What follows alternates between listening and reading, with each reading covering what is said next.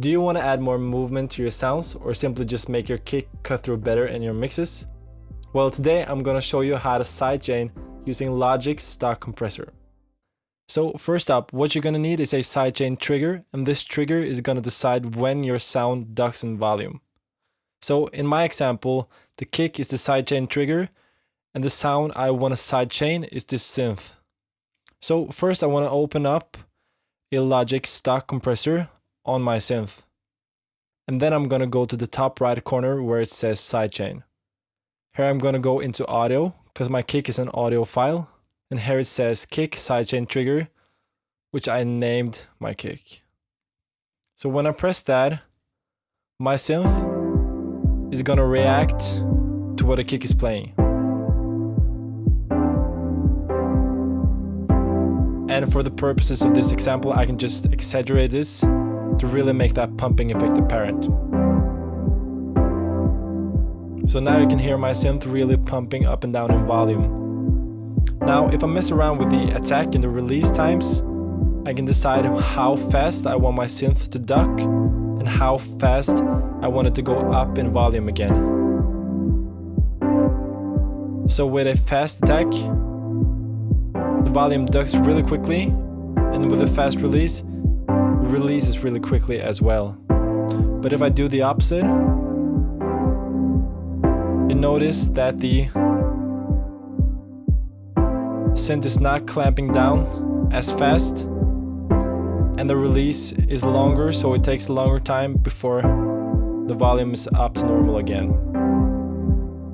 Now, if you want to sidechain your synth to a pattern that's not already in the track, you can go ahead and make that pattern first. And then you can, see, and then you can make that trigger and set it to no output. That way you won't hear this pattern, but you can still sidechain your synth to the pattern. So I'll call this new sidechain trigger, and then I'm going to go into the compressor on the synth and change the trigger to new sidechain trigger. And now you're going to hear my synth reacting to this new pattern without hearing the second trigger.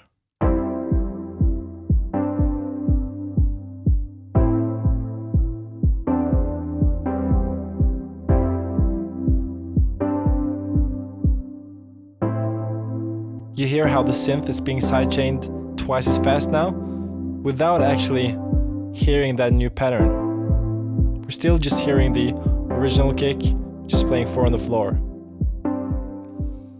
Now, if you want to get a sidechain that sounds a little bit different, you can also use a sidechain plugin. And one of my favorites for this is Kickstart 2 by Nicky Romero.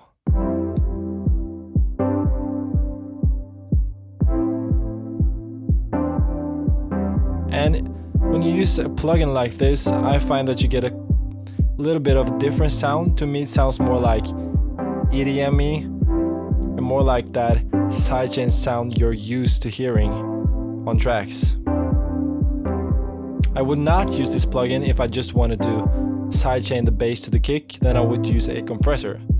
But if I just wanted to sidechain a synth, for example to quarter notes, I would definitely try and use this plugin before I went into a compressor. Now, if you want more of these short videos where I show you tips and tricks on Logic, then make sure to subscribe to the channel and let me know down in the comments what type of videos you want. I really want to make videos that you find useful and that helps you as a music producer. Now, if you want longer and more detailed videos, make sure to check out my remix of Greedy and Water, where I show you how I recreated sounds from big hits.